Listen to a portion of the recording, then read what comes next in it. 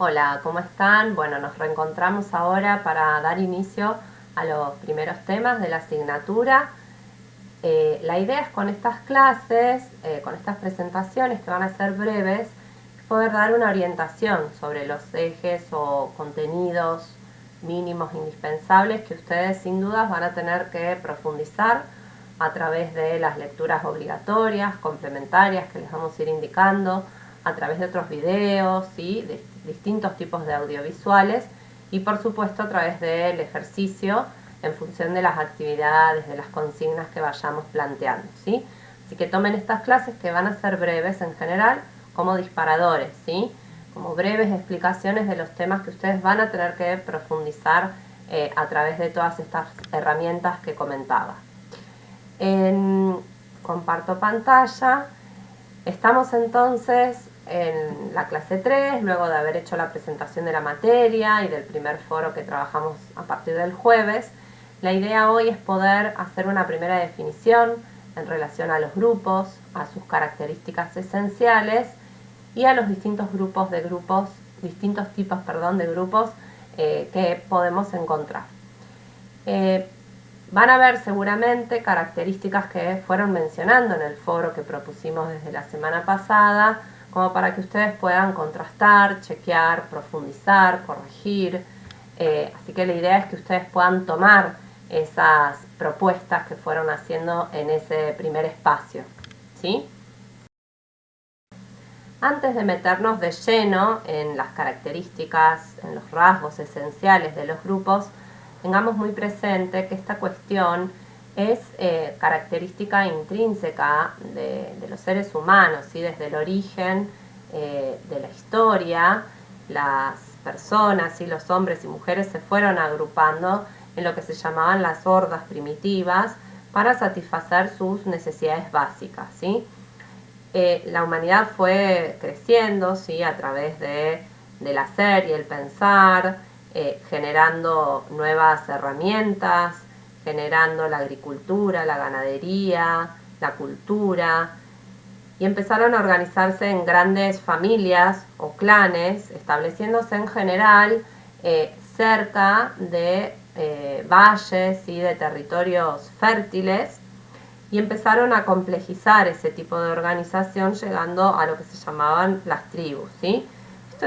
Son breves comentarios introductorios para poder tener muy claro que el ser humano siempre desde el origen de su historia ha vivido de forma grupal, ¿sí? Y fundamentalmente para satisfacer necesidades.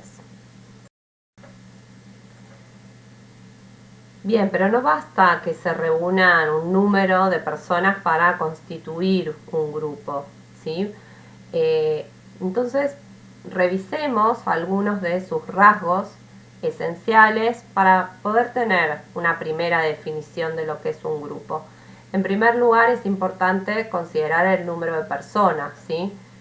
Como básico, digamos, hacen falta al menos más de 2 personas para que estemos hablando de un grupo, ¿sí? En ellos también se producen interacciones, ¿sí? ¿Y qué son las interacciones? Son intercambios, básicamente, que se producen a través de los diálogos, a través de las conversaciones, de discusiones, de acuerdos, ¿sí? Entonces, las interacciones básicamente a lo que hacen referencia es a las relaciones mutuas, ¿sí? Todo esto va generando sentimientos y emociones compartidas,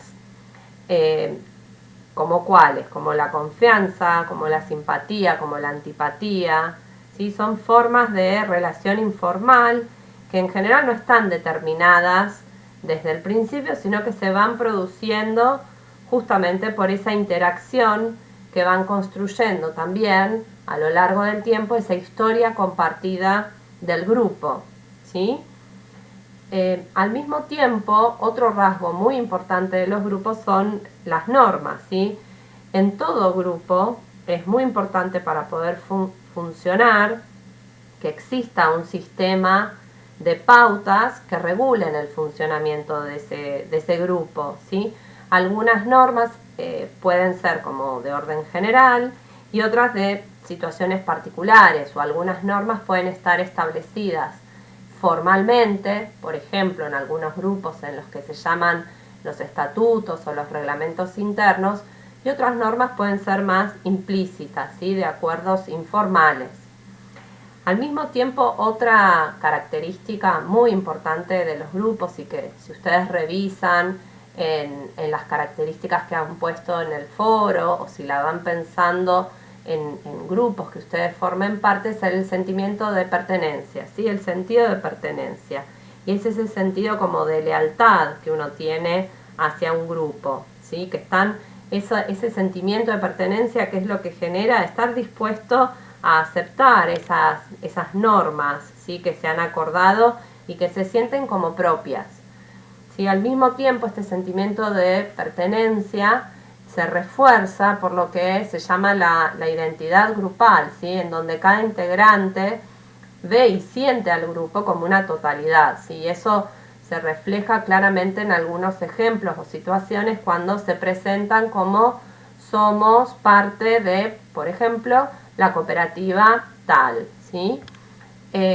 Al mismo tiempo, un rasgo muy importante es este objetivo en común o metas del grupo, ¿sí? En todo grupo es fundamental tener muy claro cuál es el objetivo que se trata de responder, ¿sí? Que se trata de dar respuesta, digamos. Y esto genera conciencia de necesidades comunes y compartidas, ¿sí? Por ejemplo, un conjunto de personas, supongamos, de personas que desarrollan el cuidado, el acompañamiento de personas y que deciden juntarse y reunirse para poner en común su trabajo y crear una cooperativa de acompañantes terapéuticos. Ese es el objetivo en común, ¿sí?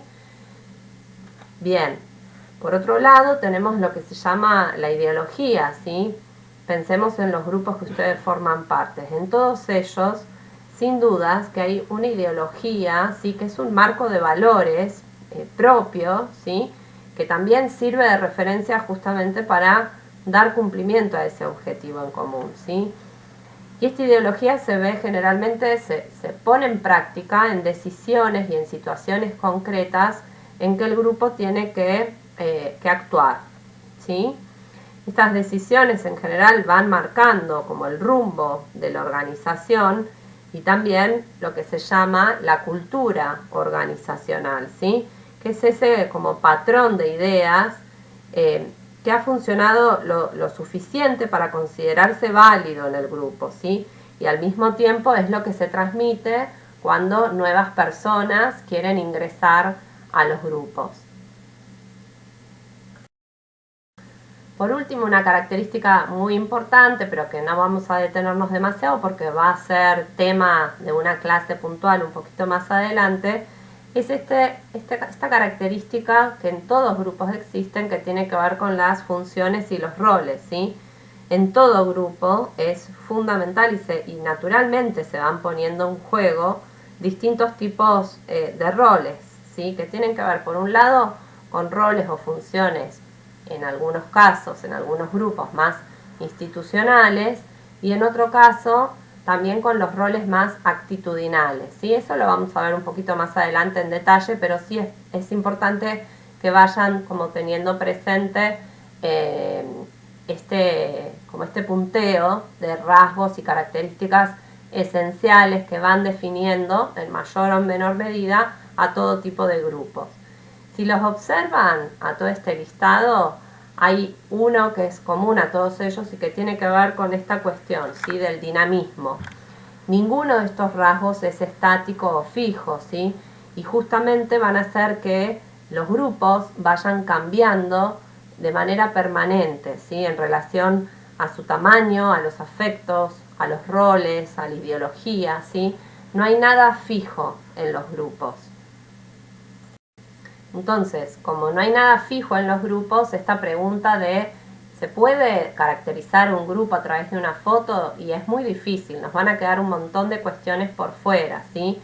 Por esto de que los grupos son un producto social, ¿sí? Que son estructuras dinámicas todo el tiempo en proceso y en movimiento, y también tener muy presente que cada proceso grupal es totalmente único e irrepetible, porque tiene que ver justamente con las vinculaciones que se van generando, con los valores que se van compartiendo. No hay grupos similares,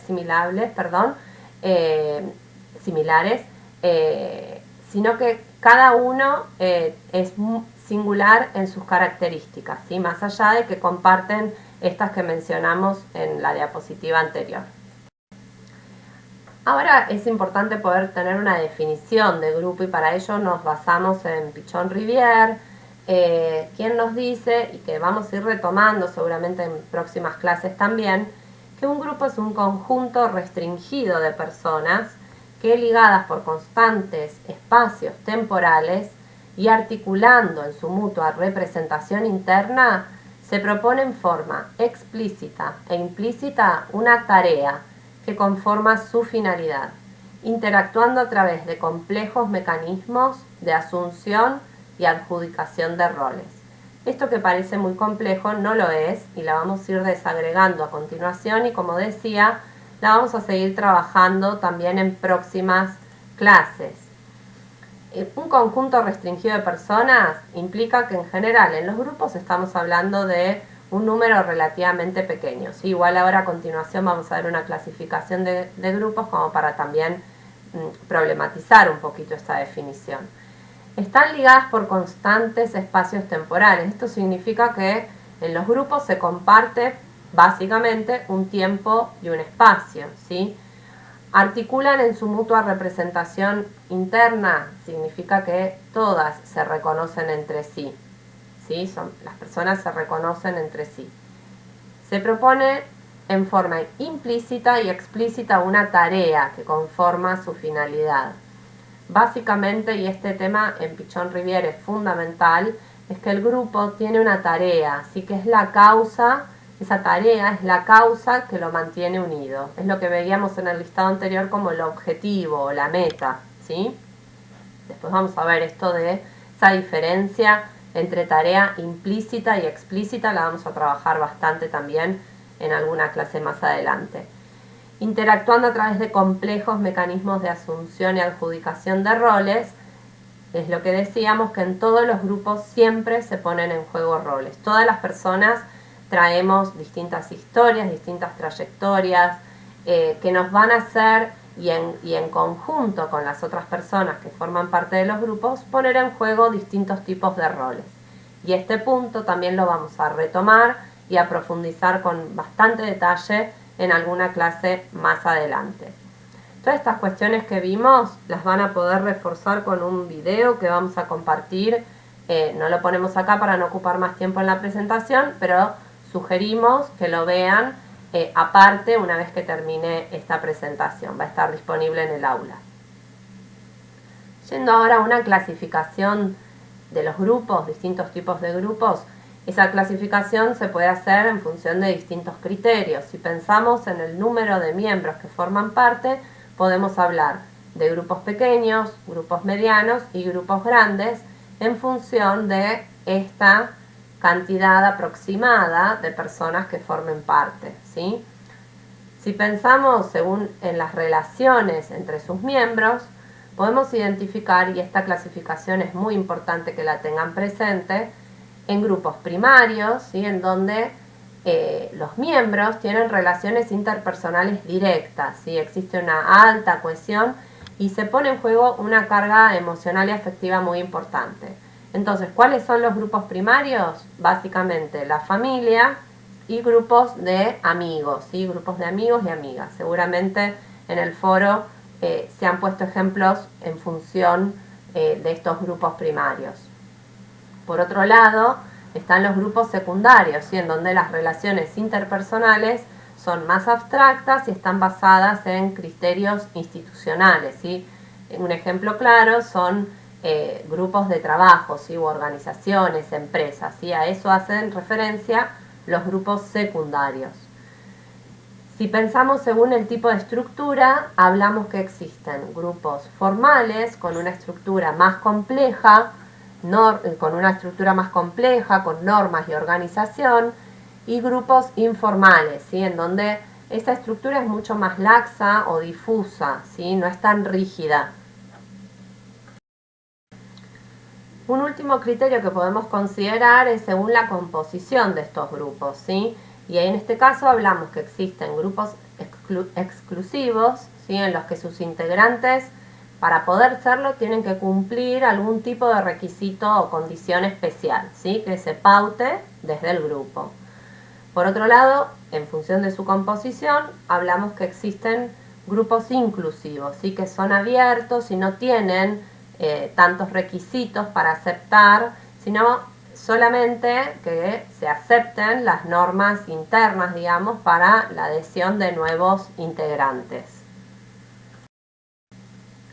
Bien, ahora como para traer otra definición de grupo, nos basamos en este autor, en Didier Dancieux, un psicoanalista francés, que define al grupo como la pluralidad de individuos que se hallan en contacto unos con otros y que tienen en cuenta la existencia unos de otros y que tienen conciencia de cierto elemento común de importancia. ¿Sí? Acá está interesante esto que resalta de la cuestión de tener conciencia de que existe este elemento en común, objetivo común, que decíamos en la definición de Pichon-Rivière.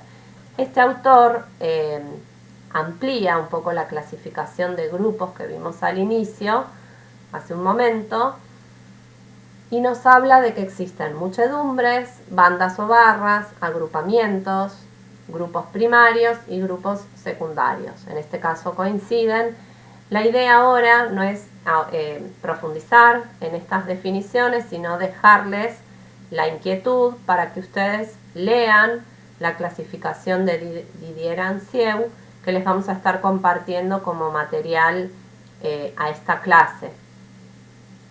Entonces, la actividad que les proponemos que realicen es leer la clasificación de Dancieux, no se asusten porque es muy breve, y tratar de pensar algunos ejemplos concretos, locales, que ustedes conozcan, que sean representativos de esos distintos tipos de grupos, ¿sí? Y por otro lado, que traten de buscar y seleccionar una imagen o una poesía o un refrán, una historieta o un párrafo de un libro que represente algún concepto o conjunto de conceptos que se hayan desarrollado, comentado en esta breve clase, ¿sí? Digamos que representen de alguna manera cuestiones relativas a los grupos. Como un ejemplo, compartimos este proverbio chino que dice: si caminas solo irás más rápido, si caminas acompañado llegarás más lejos. Bien, nos despedimos ahora. Como decía al inicio, estas presentaciones tienen como objetivo poder compartir unos primeros ejes, contenidos básicos, como para ayudarlos a abordarlos. La idea es que ustedes los profundicen con las lecturas, con los videos y con las actividades que vamos a ir proponiendo. Esta